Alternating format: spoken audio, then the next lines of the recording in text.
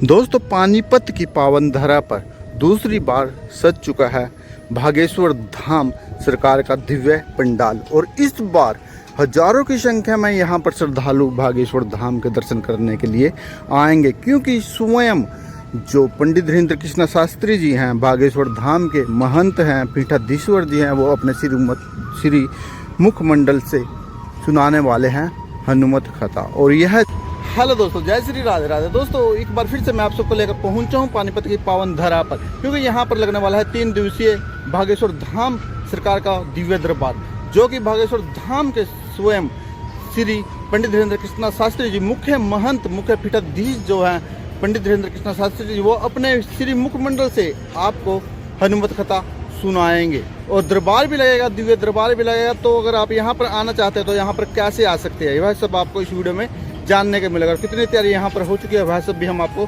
दिखाएंगे। और अगर आप यहाँ पर रात्रि में रुकना चाहते हैं तो आपकी रुकने की व्यवस्था यहाँ पर कैसे बनी हुई है, खाने के लिए क्या होगा, कहाँ पर आप प्रसाद ले सके, वह सब हम आपको इस वीडियो में बताएंगे। तो रिक्वेस्ट हमारी आपसे यही है कि वीडियो को लास्ट तक जरूर देखिएगा, पसंद आए लाइक कमेंट शेयर जरूर कीजिएगा और कमेंट में राधे राधे जरूर लिखिएगा।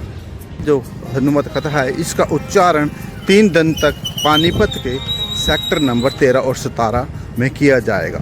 तो आप भी अगर यहाँ पर आना चाहते हैं और हनुमत कथा सुनना चाहते हैं तो आप कैसे आ सकते हैं, वह सब हम आपको इस वीडियो में बताएंगे। लेकिन उससे पहले यहाँ पर जो दिव्य तैयारियाँ चली हुई है वो दिखा रहे हैं, क्योंकि शेष एक ही दिन बीच में है।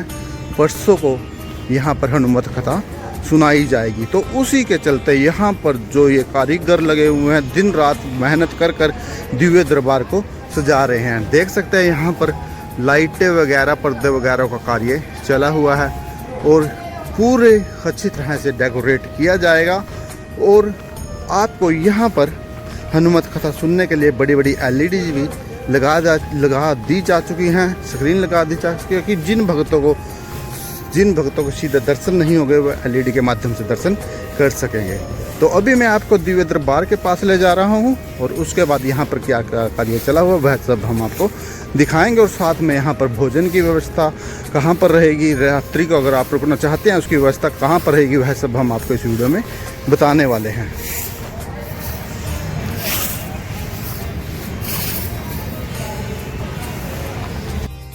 देखिए, यहाँ पर कुछ इस प्रकार से दरबार को सजाया जा रहा है। यहाँ पर ये D टाइप जो बैरिकेड है वो लगा दिए जा चुके हैं, कुर्सियाँ यहाँ पर आ चुकी हैं, सोफ़े यहाँ पर आ चुके हैं। और जो दरबार सजाया जा रहा है वो बिल्कुल हमारे सामने है। और ऊपर देखिए, आपको पंडित धीरेन्द्र कृष्ण शास्त्री जी के अनेकों प्यारे प्यारे सुंदर चित्र दिखाई देंगे। बिल्कुल अलग तरीके से इस बार पंडाल को डेकोरेट किया जा रहा है, क्योंकि जो हमारी संगत है, जो हमारे श्रद्धालु हैं, यात्री हैं, वो बड़ी ही ज़्यादा संख्या में यहाँ पर आने वाले हैं। इसलिए देखिए, यहाँ पर जो VIP गेस्ट हमारे होंगे वो यहाँ पर बैठेंगे। देखिए, उनके लिए यहाँ पर सोफे लगा दिए जा चुके हैं और सामने ही दिव्य दरबार सजाया जा रहा है। बहुत खूबसूरत तरीके से डेकोरेट किया जा रहा है दिव्य दरबार को। आप यहाँ से देखिए थोड़ा। और बहुत सा कार्य अभी यहाँ पर शेष है जो आज और कल के बीच पूरा हो जाएगा।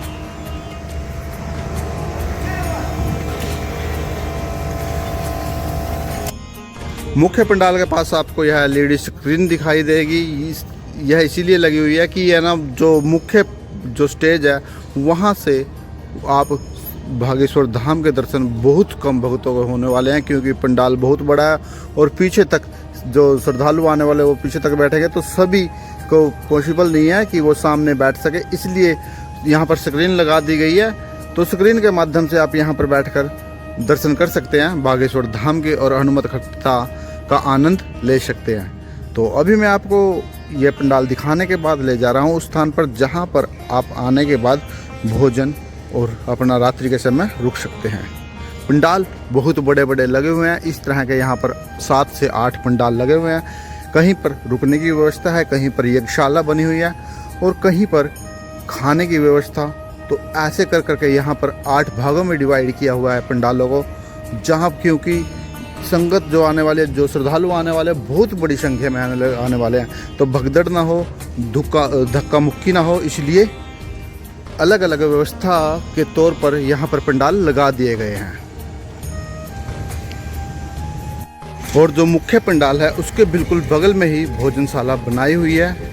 यहाँ पर आप भोजन कर सकते हैं अनुमतखता के दौरान, क्योंकि दूर दूर से जो श्रद्धालु आने वाले हैं वो यहीं पर भोजन करेंगे। देखिए यहाँ पर कितना बड़ा पंडाल लगा हुआ है। तो यहाँ पर आपको भोजन की चिंता करने की कोई ज़रूरत नहीं है। आप यहाँ पर मैं कहूँगा पूरा दिन यहाँ पर आप लंगर ग्रहण कर सकोगे। चलिए मैं थोड़ा अंदर से दिखाता हूँ और बताता हूँ आपको यहाँ के बारे में।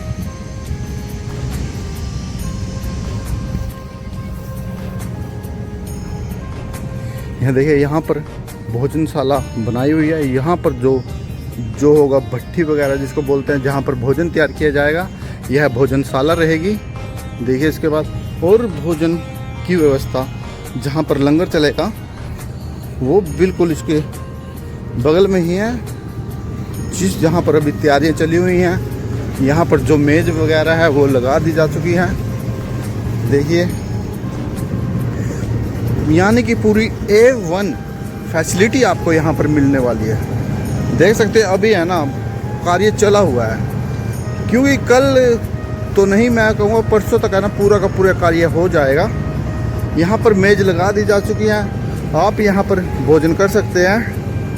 और अगर आप दूर से आते हैं तो रात्रि को रुकने के लिए भी मैं आपको बताऊँगा आपको कि आप यहाँ पर रात्रि में कहाँ पर रुक सकते हैं।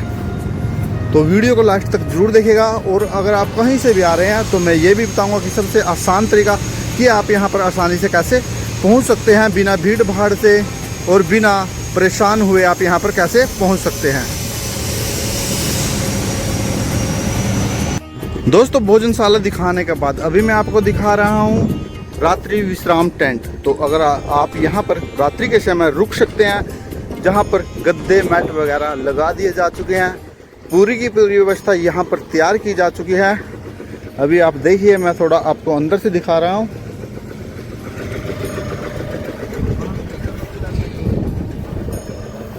देख सकते हो यहाँ पर बिस्तर लगा दिए जा चुके हैं, यानी कि आने वाली संगत को यहाँ पर परेशान होने की कोई ज़रूरत नहीं है। आप यहाँ पर आसानी से 3 दिन तक रुक सकते हैं। रात्रि के समय ऐसे यहाँ पर बहुत 2 पंडाल बनाए हुए हैं। पूरी की पूरी व्यवस्था यहाँ पर तैयार की हुई है। पंखे लगा दिए जा चुके हैं, कूलर अभी आने बाकी हैं, तो कूलर भी यहाँ पर लगेंगे। गर्मी से परेशान ना हो इसीलिए यहाँ पर देखिए लाइटें, पंखे, कूलर, वाटर कूलर सब कुछ यहाँ पर लगने वाले हैं। कम से कम मैं कहूँगा कि 1000 से 2000 तक यहाँ पर बिस्तर लगा दिए जा चुके हैं और कार्य लगातार चला हुआ है। देखिए आप यहाँ पर पूरी की पूरी A1 व्यवस्था यहाँ पर की जा चुकी है।